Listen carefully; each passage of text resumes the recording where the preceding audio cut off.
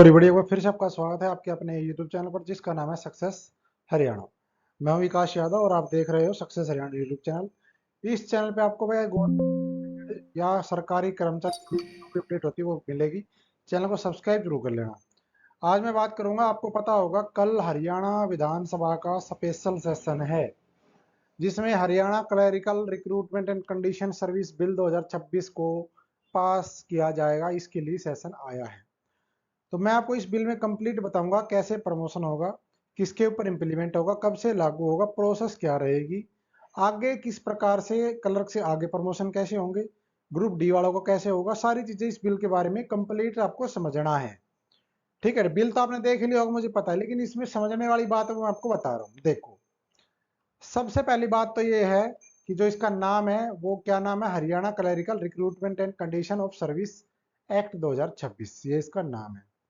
दूसरी बात है, ये जो एप्लीकेबल होगा यानी कि जिनके ऊपर लागू होगा वो यहाँ पे साफ साफ लिखा है, ए पर्सन इनिशियल अपॉइंटेड और regular basis to the post of clerk by direct recruitment और कंपनसेट अपॉइंटमेंट ऑन और after the commencement of this act, यानी कि ये एक्ट लागू होने के बाद जो भी बंदा क्लर्क की भर्ती पे चाहे डायरेक्ट रिक्रूटमेंट से आए, चाहे वो प्रमोशन से आए ग्रुप डी से, चाहे वो एक्स ग्रेशिया से आए, प्रमोशन वाला अगला पॉइंट है, उनके ऊपर लागू होगा। किसके ऊपर?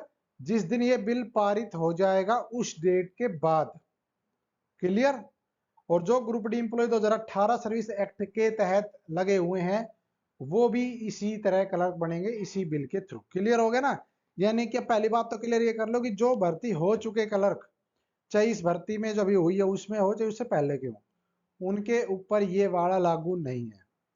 ठीक है, ये लागू होगा जब ये बिल आ जाएगा पास होके उस डेट के बाद वालों पे।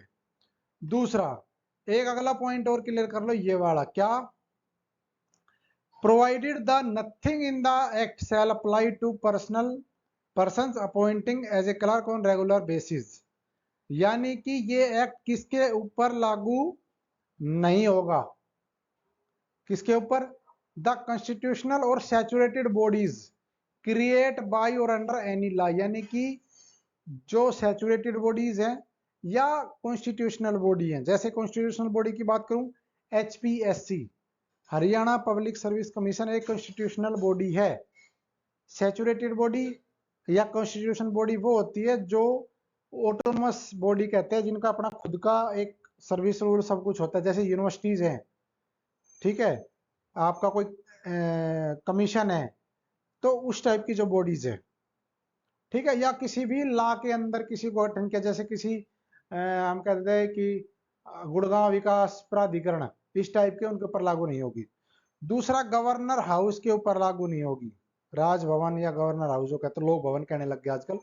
और दूसरी बात, any department of the state government before the commencement of this act, यानी कि ये एक्ट लागू होने से पहले जितने भी स्टेट गवर्नमेंट के क्लर्क हैं उनके ऊपर भी लागू नहीं होगा। तो मैंने बता दिया था इससे पहले ये बात किसके ऊपर लागू नहीं होगी। क्लियर? अगले स्टेप पे चलो, अब डिफाइन करूंगा बहुत अच्छे से डिटेल से। बाकी बताए, in this act unless the consent otherwise recruit, यानी कि ऑब्जॉर्प्शन का मतलब बता दें यहाँ पे कि ऑब्जॉर्प्शन क्या होता है। अब देखो, क्लर्क के अलावा किन किन पोस्ट के ऊपर ये कॉमन कैडर है।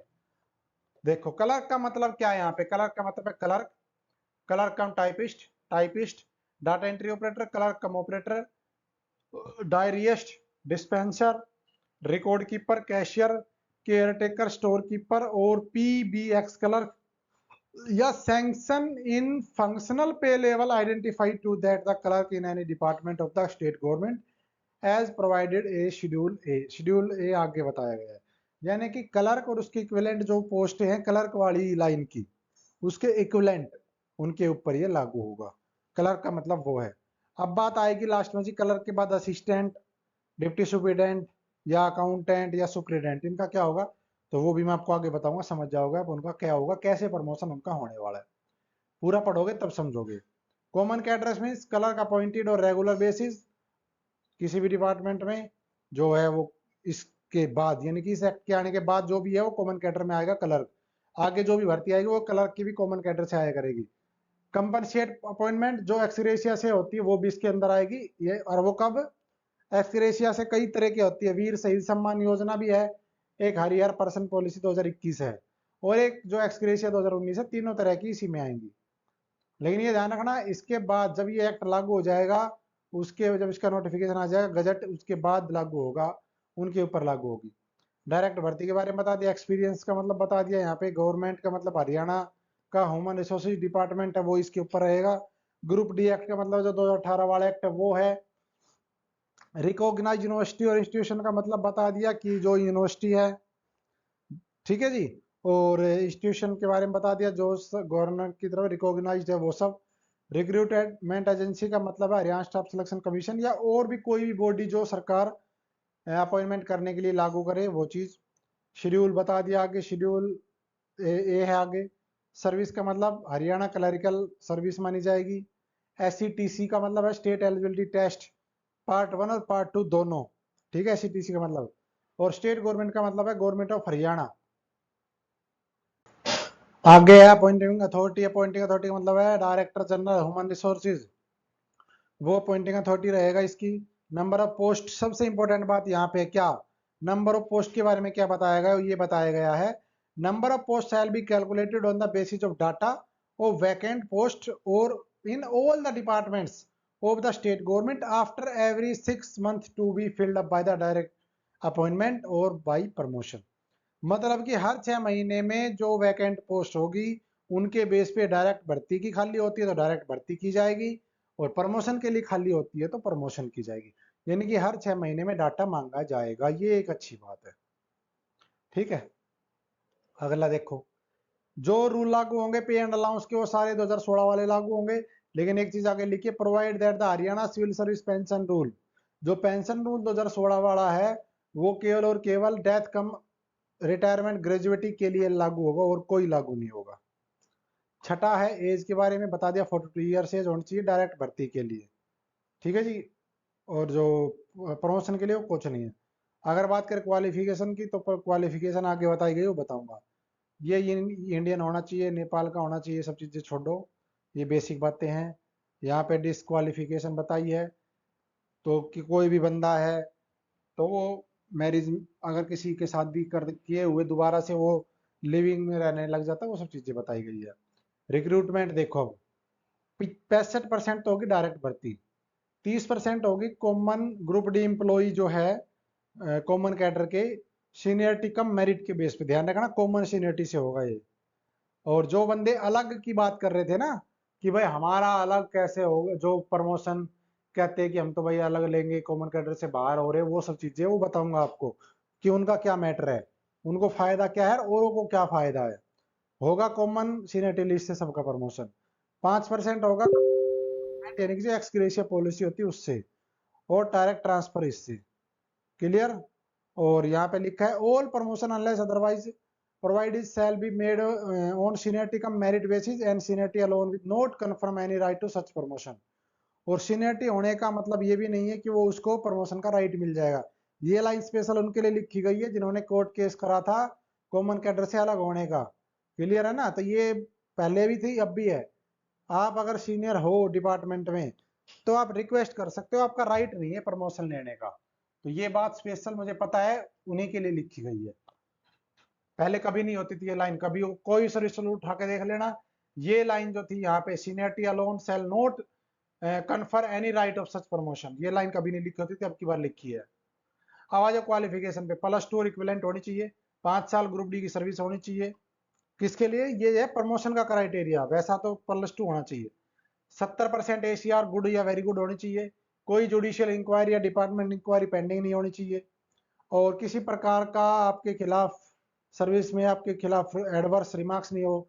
और सबसे इम्पोर्टेंट, मैंने बहुत पहले बताया था आपको ये बात कि एससीटीसी पार्ट 1 आपको देना पड़ेगा, कई कहते हैं नहीं देना, तो एससीटीसी पार्ट 1 क्वालिफाई होना चाहिए।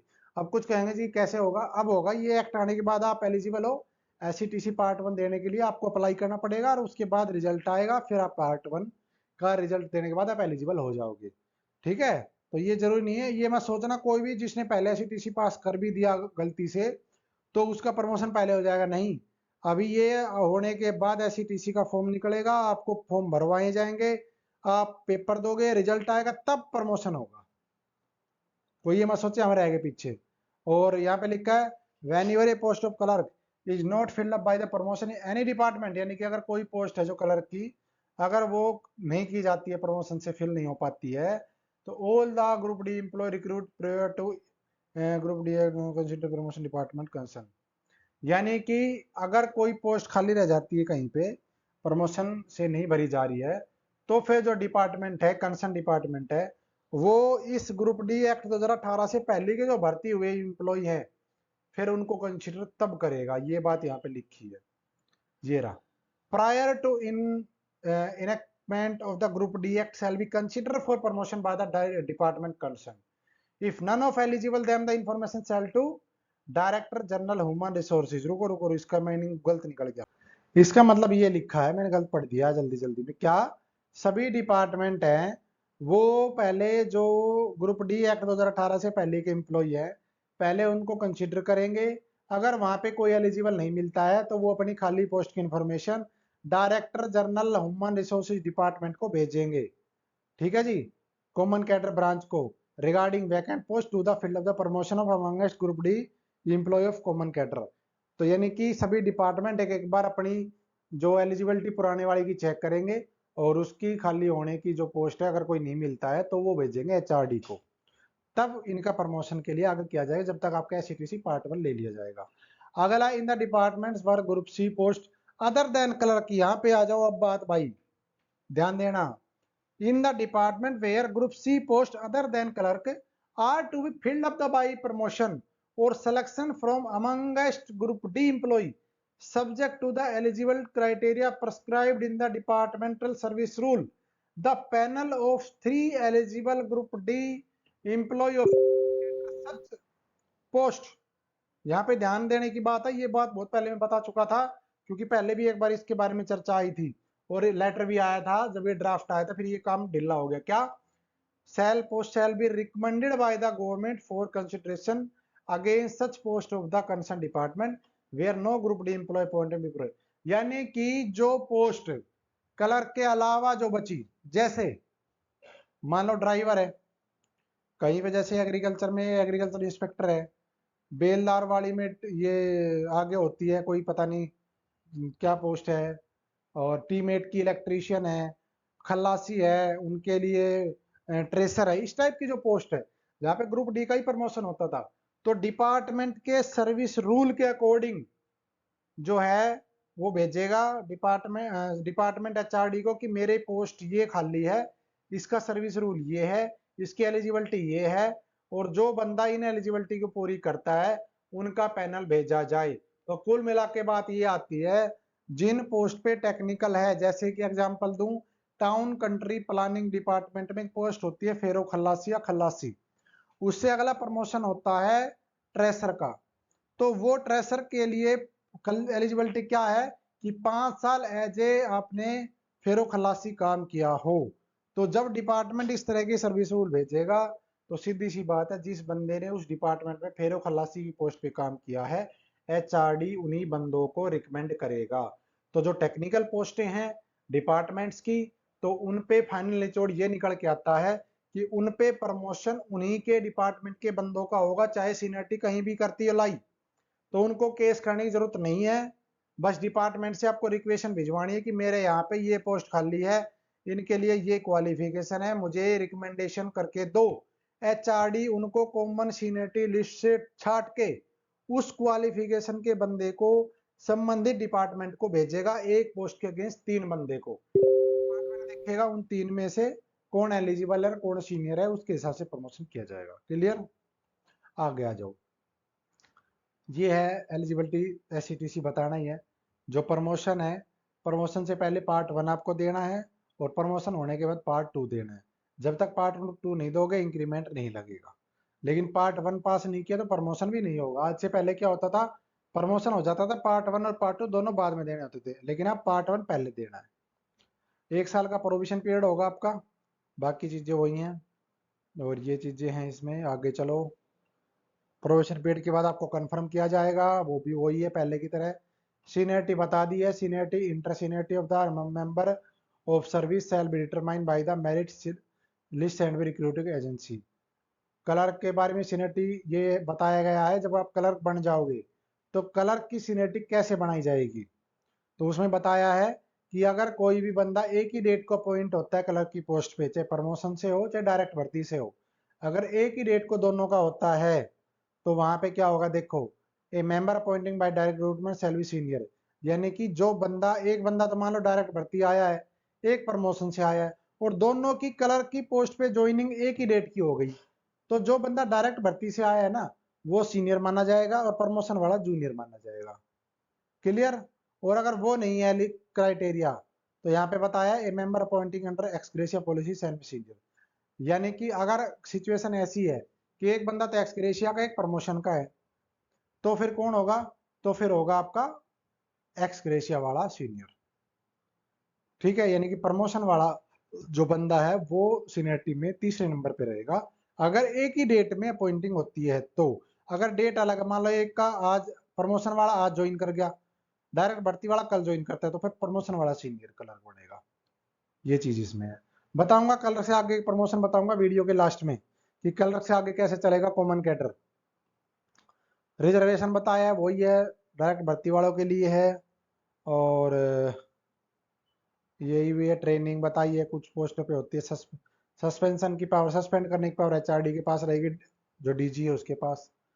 डिफिकल्टी कोई भी होती है तो वो भी ऑफिशियल गजट के द्वारा बताया जाएगा। और पावर ऑफ शेड्यूल अमेंड करने की पावर, यहाँ पे देखो 21,700 लेवल 3 जो है वो रहेगी। लेकिन जो क्लर्क किसमें, एक तो हरियाणा सिविल सेक्रेटरीट में, एफसीआर में, और लॉ एंड लेजिस्लेटिव डिपार्टमेंट में, जो इन 3 डिपार्टमेंट में क्लर्क लगेगा उसको 40 रुपया हर महीने स्पेशल पे का अलग से मिलेगा।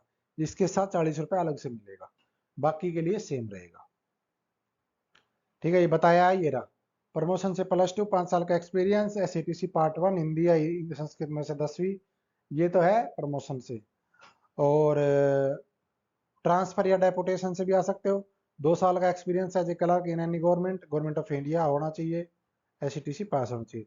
डायरेक्ट भर्ती के लिए +2 होना चाहिए, हिंदी संस्कृत होना चाहिए, एसईटीसी बाद में देना है। बस ये पेनल्टी वगैरह। अब आ जाओ इसके ऊपर, यहाँ पे ये नायब सैनी जी अपने जो मुख्यमंत्री उन्होंने बताया है कि 10-10, 20-20 साल प्रमोशन में डिले होता था, इसीलिए हमने कॉमन कैडर बना दिया है। क्लियर। तो अब आ जाओ जी क्लर्क के बाद वाली बातों पे। अब यहाँ आ जाऊं मैं, अगर यहाँ आ जाओ, यहाँ पे आ जाओ, देखो अब मैं आपको क्लियर करता हूं। अगर आप बात करोगे कि एक बार क्लर्क का ड्राफ्ट आया था जिसमें क्लर्क, क्लर्क के बाद स्टेनो, स्टेनो के बाद ड्राइवर, डिप्टी सुपरिटेंडेंट और सुपरिटेंडेंट, और यहाँ पे असिस्टेंट भी था, अकाउंटेंट भी था। उन सारों का कॉमन कैडर था। मतलब क्या हुआ था उसका, कि जो बंदा क्लर्क बन गया वही सीनियरिटी से फिर कॉमन कैडर में ही असिस्टेंट, अकाउंटेंट, ड्राइवर सब बनते। लेकिन अब यहाँ पे सरकार ने क्या कर दिया, कॉमन कैडर बनाया सिर्फ क्लर्क का। इसका मतलब जो ग्रुप डी का कर्मचारी कॉमन कैडर में है, या कोई भी बंदा भर्ती होके आता है, तो जब तक आप क्लर्क हो तो जब तक तो आप कॉमन कैडर में रहोगे। क्लर्क के बाद कोई कॉमन कैडर नहीं रहेगा। अगर मान लो कोई भी बंदा क्लर्क बन के, अब कोई बंदा, जैसे मैं अपना एग्जांपल देता हूँ, चलो मैं एग्रीकल्चर में हूँ, मैं बना दिया क्लर्क, तो जरूरी नहीं मैं एग्रीकल्चर में क्लर्क हूँ। अगर मैं चाहूँ, शायद विलिंगनेस सरकार मांगेगी, तो क्लर्क अगर मैं एग्रीकल्चर में ही बन गया तो ठीक है। अगर मैं बना दिया, मान लो किसमें, एग्जाम्पल के लिए हल्का सा डिपार्टमेंट, एजुकेशन, मान लो मैं एजुकेशन में क्लर्क बना दिया, तो मैं क्लर्क बनने के बाद कॉमन कैडर में रहूंगा, तो मैं एजुकेशन से कभी भी ट्रांसफर करवा के एग्रीकल्चर में चला जाऊं, रिवेन्यू में चला जाऊं, ट्रेजरी में चला जाऊं, या कॉलेज में चला जाऊं, आईटीआई में चला जाऊं, जा सकता हूं, कॉमन कैडर है क्लर्क के तौर पे। लेकिन ध्यान रखना, जब भी कोई इस तरह से ट्रांसफर करवाएगा तो वो जिस भी डिपार्टमेंट में जाएगा उसमें सबसे लास्ट बन जाएगा सीनियरिटी में, सबसे लास्ट। और अगर कोई नहीं जाता है, अगर मान लो मैं क्लर्क बन के, मैं मान लो इसी में रहा, किसमें, एजुकेशन में ही रहा मैं क्लर्क, तो जब मेरा प्रमोशन होगा ना, असिस्टेंट में जब भी बनूंगा, मैं असिस्टेंट एजुकेशन में ही बनूंगा, क्योंकि वहां पे कॉमन कैडर नहीं है। फिर एजुकेशन की सीनियरिटी बनेगी मेरी, कि एजुकेशन में मेरी सीनियरिटी क्या है, कितनी पोस्ट है। हो सकता है मेरे साथ ही कॉमन कैडर का जो क्लर्क रेवेन्यू में आया, वो मेरे से पहले असिस्टेंट बन जाए, वहां पे मेरे से पहले ट्रेजरी वाला है वो असिस्टेंट बन जाए। क्यों? क्लर्क बनने के बाद अपनी चलेगी डिपार्टमेंट की सीनियरिटी, वो फिर उसी डिपार्टमेंट में प्रमोट होगा। अब जो रोला चल रहा था कि क्लर्क बना दिया, अब सरकार ने इसका सॉल्यूशन निकाला है। क्यों करना पड़ा पता है? क्योंकि वो जो केस हुए कि हमें कॉमन कैडर से बाहर करो। अब कोर्ट ने ये कह दिया कि जो बंदे कॉमन कैडर वाले हैं जिन्होंने केस किया था, उनका कह दिया भाई ये बंदे इसी डिपार्टमेंट में रहेंगे, इसी डिपार्टमेंट में क्लर्क बनेंगे। अब जो बंदा चीफ सेक्रेटरी ऑफिस में क्लर्क बना दिया, मान लो बनेगा वो कॉमन सीनियरिटी से ही, वो डिपार्टमेंट के उससे नहीं बनेगा कि उसको अलग से सीनियरिटी बनाई जाएगी, नहीं बनेगा वो कॉमन में। जब उसकी मेरिट में नंबर आएगा तभी, चाहे उसका नंबर आए कभी भी। तो क्लर्क वो बना दिया चीफ सेक्रेटरी ऑफिस में, समझ लेना यहीं पे क्लियर हो जाएगी आपकी बात। चीफ सेक्रेटरी में क्लर्क बन गया, बस। अब क्लर्क बन गया तो वो असिस्टेंट फिर चीफ सेक्रेटरी ऑफिस की सीनियरिटी से बढ़ेगा, फिर कॉमन सीनियरिटी खत्म क्लर्क के बाद। फिर वो असिस्टेंट बन गया, फिर वो बनेगा डिप्टी सुपरिटेंडेंट या सुपरिटेंडेंट जो भी बनता है वहां पे, वो फिर वो चलेगा उसी डिपार्टमेंट के सर्विस रूल से। क्लियर? लेकिन जब वो क्लर्क बनेगा, क्लर्क बनने तक वो कॉमन कैडर में है। लेकिन बस कोर्ट ने इतना प्रोटेक्ट कर दिया कि जब भी वो क्लर्क का उसका नंबर कॉमन सीनियरिटी से आएगा तो उसको कॉमन कैडर के थ्रू ही चीफ सेक्रेटरी ऑफिस में प्रमोशन किया जाएगा। अगर मान लो उसकी कॉमन सीनियरिटी कम है, ध्यान देना, अब लॉस कहाँ पे, फायदा कहाँ पे है। मान लो मेरी सीनियरिटी मान ले 800 नंबर पे है, 18,000, मैं एग्जांपल दे रहा हूँ, कभी समझ लो धक्का लग जाए तुम्हें। 800 नंबर पे है और ये एक बंदा चीफ सेक्रेटरी ऑफिस में है, इसकी सीनियरिटी मान लो है 5,000 पे, लेकिन आज वो चीफ सेक्रेटरी ऑफिस में पीएन है। सरकार ने प्रमोट कर दी 4,999। क्लियर? समझ जाने के लिए कह रहा हूं, कभी कोई सोच ले ये क्या कह रहा है। 4,999 कर दिया, मैं 800 वाला बंदा हूं, मेरा प्रमोशन हो गया एग्जाम्पल है चीफ सेक्रेटरी ऑफिस में।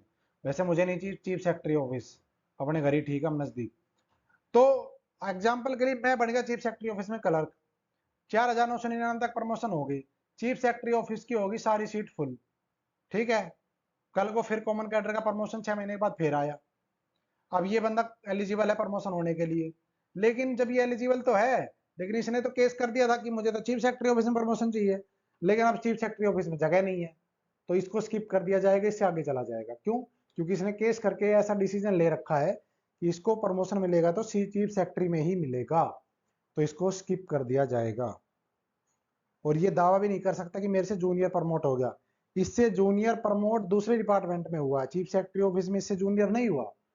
हाँ, अगर इससे जूनियर कोई चीफ सेक्रेटरी में प्रमोट हो जाए तो इसका दावा बनता है प्रमोशन का, लेकिन इसने कह दिया कि मुझे यही प्रमोशन चाहिए, यहाँ पे नुकसान होगा। हाँ, अगर कोई बंदा हायर रैंक का है, मान लो ये 800 वाला है और ये वो कॉमन कैडर से बाहर करने वाला केस वाला बंदा होता, मान लो ये शिव कुमार होता 800 वाला, तो इसका प्रमोशन चीफ सेक्रेटरी ऑफिस में हो जाएगा, फिर इसकी आगे सही चलेगी। लेकिन अगर किसी चीफ सेक्रेटरी ऑफिस में केस करने वाले बंदे ने केस तो कर दिया, बाहर हो गया, वो उसकी आगे ऑर्डर, और वो अब 5,000 की सीनियरिटी पे है, तो उसका प्रमोशन जब होगा जब कभी चीफ सेक्रेटरी ऑफिस में जगह होगी, क्योंकि दूसरे डिपार्टमेंट में उसमें जाने के लिए उसने रोक दिया खुद, और वहां पे सीट है नहीं। लेकिन जो बंदा कॉमन कैडर में है वो हर जगह जाने के लिए स्वतंत्र है, जहां जगह है वहां पर उसका प्रमोशन कर दो, फिर प्रमोशन होने के बाद वो डिपार्टमेंटल असिस्टेंट, अकाउंटेंट और डिपार्टमेंटल बनता रहेगा। क्लियर? बाकी कल सत्र में पास होगा, उसके बाद बहुत सी चीजें कल लाइव देखने को मिलेंगी। अभी इतना ही, धन्यवाद, जय हिंद, जय भारत, जय हरियाणा। बहुत डिटेल मैंने समझा दिया है, फिर भी कोई डाउट रहता है कमेंट कर देना, कोशिश करूंगा जवाब देने की। Thank you.